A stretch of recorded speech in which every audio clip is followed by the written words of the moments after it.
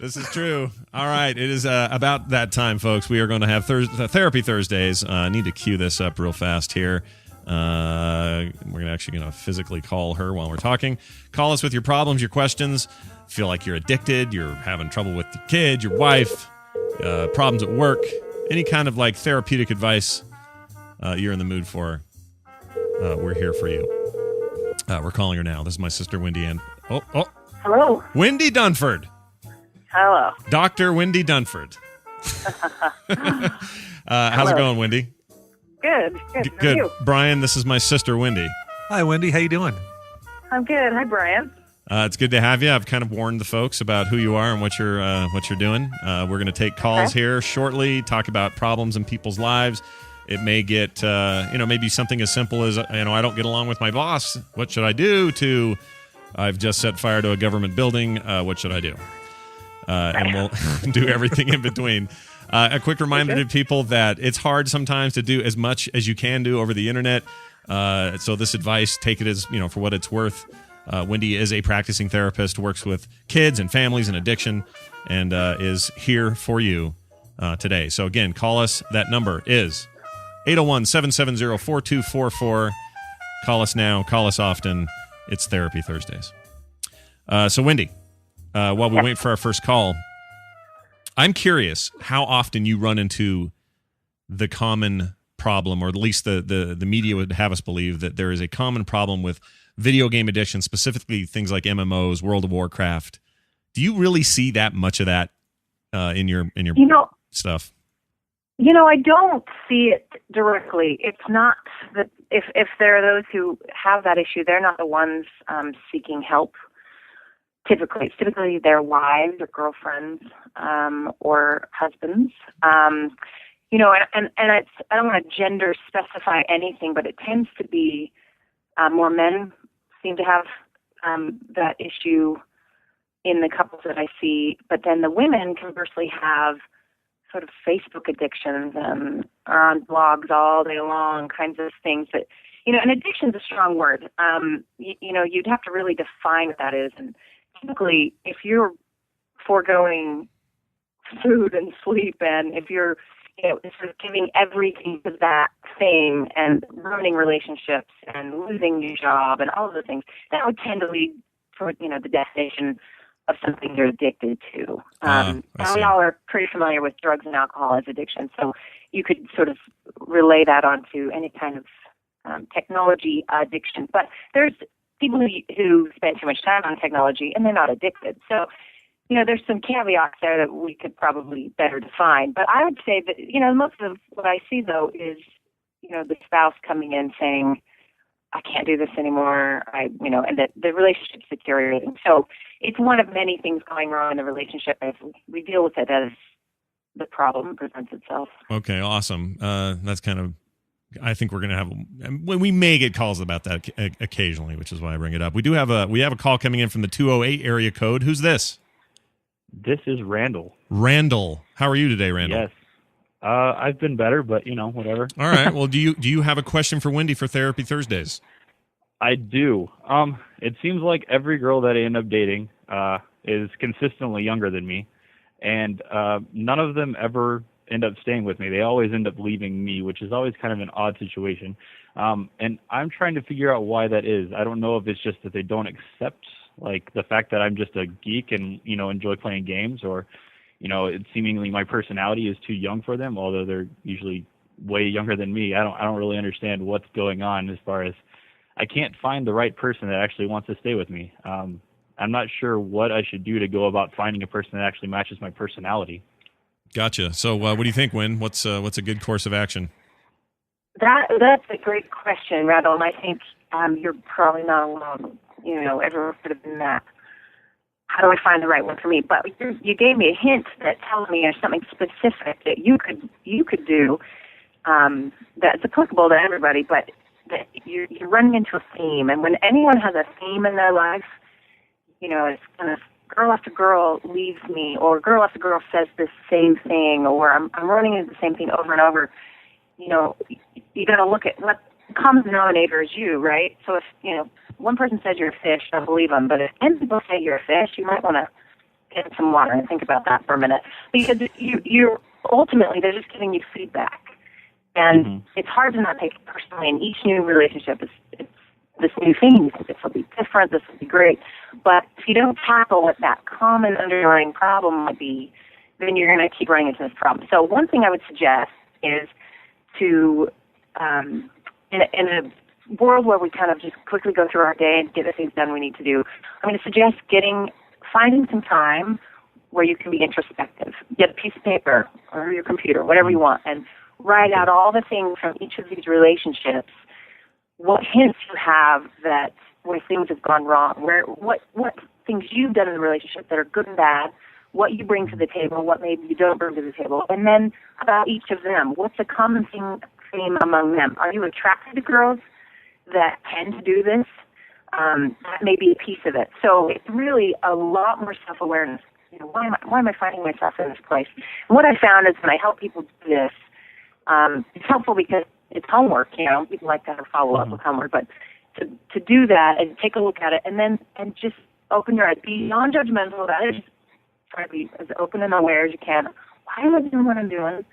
Why are they doing what they're doing? And don't judge it. Don't be in the thick of it, but stand back and kind of observe it. Put on your, therapist hat and back up and just say, why is this keep happening? What are some of the elements? And even timeline it. I've had people draw out a timeline, literally like you do in junior high with history. This happens then, and this happens then, and each relationship. See the themes, and then really work on you. What it is that makes you happy, that builds you, so that you're dealing with those issues, but at the same time you're finding your own kind of peace and joy, and that's going to attract a different girl. And that's kind of a simplified version of it. Does that make sense? Yeah. What do you think? Does that sound good to you? Yeah. Yeah, as long as it's not a situation where I have to change myself, because that's definitely not what I want to do. Well, I guess it depends on what he finds out, right? Like when he kind of takes this introspection and looks at himself a little closer, it may show you things, and you may go, oh, well, I should quit doing that. But overall, like you don't. If you're a happy, fun-loving guy, you don't have to become all serious. Like you want to stay the kind of core dude that you are, but maybe there's certain behaviors that you'll recognize in yourself, and then decide to shave those off a little bit. Anyway, this is a tough thing to do, but it'd be interesting to call up some of those old girlfriends and just say, "Hey, can you be honest with me? What happened?"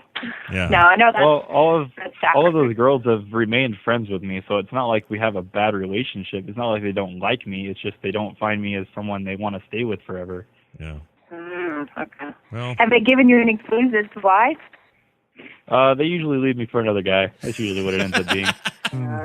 Okay. That's always the best. Well, good luck. Hopefully that works out for you. We got another call coming in from the 403 area code. You are on the morning stream. Who is this? Hey, this is John from Calgary again. Hey, Calgary. More Canada. Awesome. What do you got for us? What do you got for Wendi? Well, I was just thinking, you were talking about addiction before, and I just wanted to say, like we don't even really know what addiction means. It's one of the most sloppily defined things out there, and like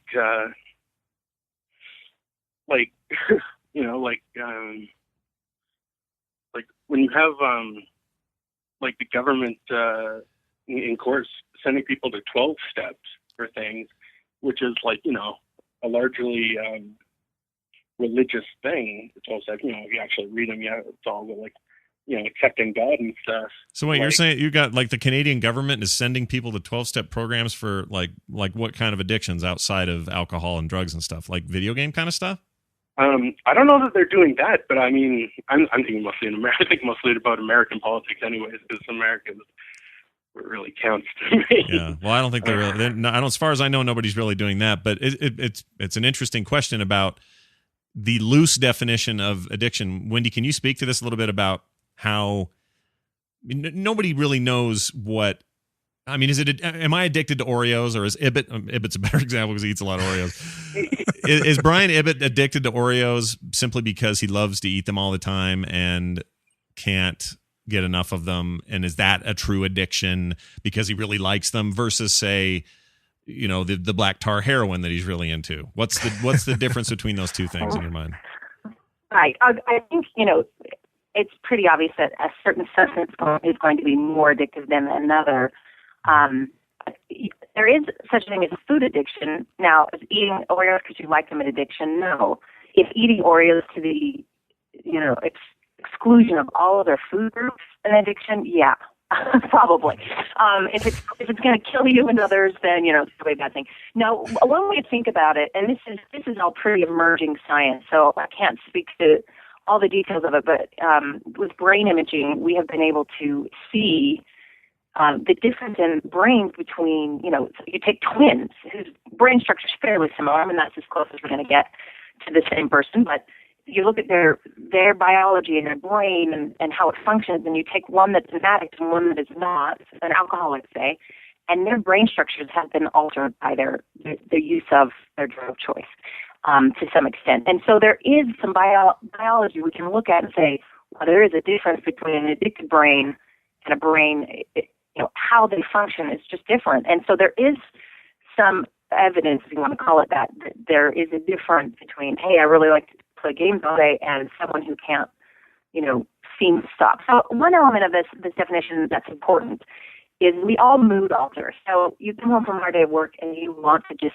sit in front of the TV and veg and not think about anything and be entertained, right? We all have that need, but it's when that need to change how we feel is so strong and so pervasive in our life that we seek other forms of changing what we feel. And there's gradations to that. There's a little marijuana, there's a whole lot of crack cocaine, there's, to whatever it might be. People have food addictions that, they eat to cover up how they feel. I think we've all had a bad day and we've eaten, probably too many Oreos. So you can relate to all of these addictive elements that come with a variety of things. Not all of us have that. Not all of us have the propensity to be addicted. I've known people who have tried meth and aren't addicted, which meth is extremely addictive. So, there's sort of that individual element to this, but there's also just that mood altering piece. Yeah, and this sounds like, okay, so a guy comes home.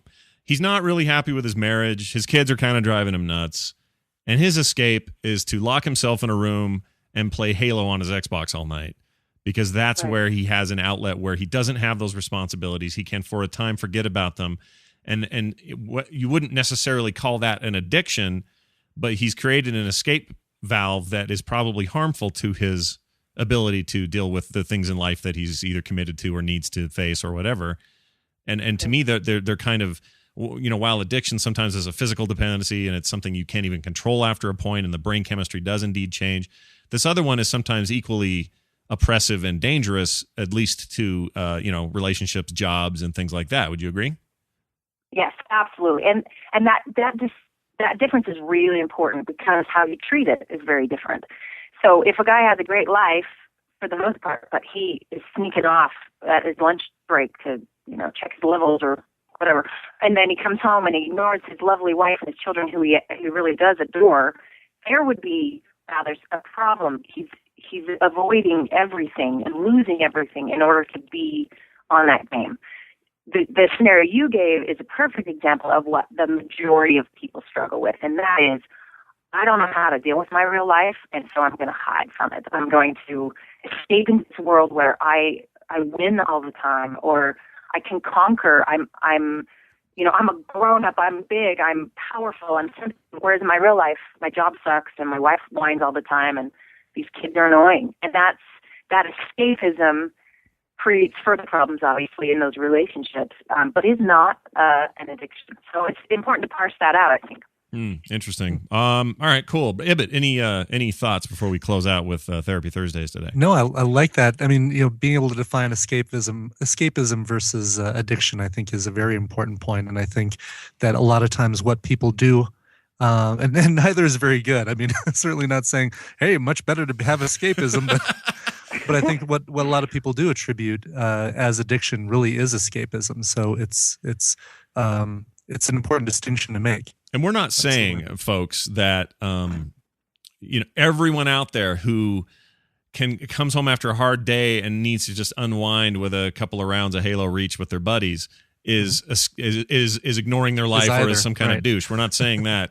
We're just saying that it can become that, especially if I know people like this who use not just video games, but a lot of things. I have a friend who uses golf as the ultimate escape for everything he doesn't want to take responsibility for.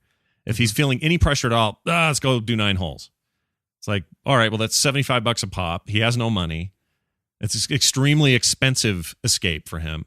And, I don't see it any differently than somebody who buries himself in World of Warcraft all night to sort of escape his life. So, we're not calling you all that.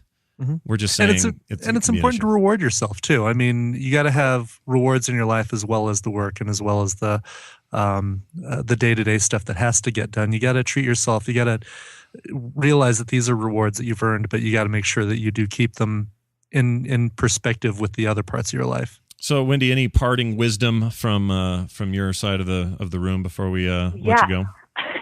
Yeah, I would add if it's a couple situation, it's a girlfriend or a wife, there's some really easy ways that are just so simple it's sad to communicate this need with your wife and find some balance. So I think the caller is absolutely right that we need to reward ourselves. We have certain things that are really fun for us and let us escape a little bit.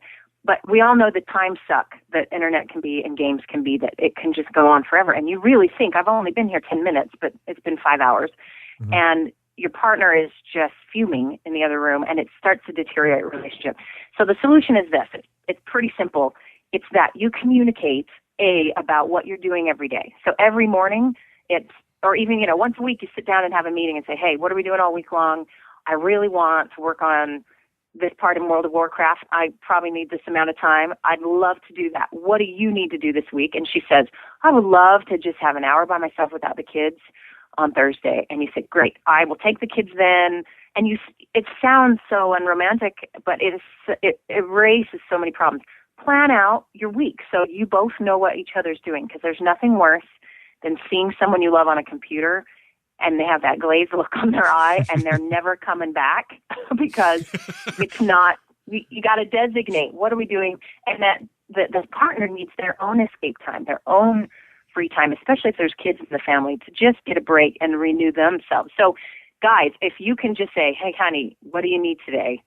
And then you do that for her and say, hey, I just need an hour of World of Warcraft. I promise it will go a long way. Yeah, this is how it works at my house. So it's nice to have that confirmed. Awesome. Again, Wendi Dunford, thank you so much for taking the time this week. We didn't scare you away, right? You'll be back next Thursday? Yes, I will be here. I like this idea of maybe even focusing in on a topic like we've kind of done naturally here, which is kind of what I thought would happen. We would come up with, we'd figure out what the rhythm of this would be. And I like the idea of being able to cherry pick something out. My guess is we're going to get a ton of feedback about this issue during the week, and we'll make sure to bring some of that up next week as well. But I'm really grateful you took the time to hang out with us, and I guess I'll see you Super Bowl Sunday. That's right. Thank you. Go Steelers. All right. Bye-bye. All right. See you. Actually, go Packers, but